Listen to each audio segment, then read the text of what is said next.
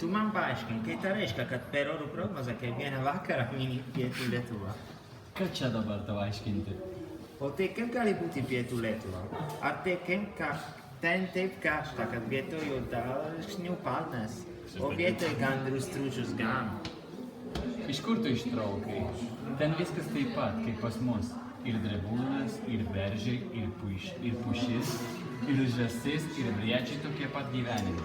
Bet tai kažkaip turi eiti atskirti kur pietų, o nuo kur visa kita Lietuva prasideda.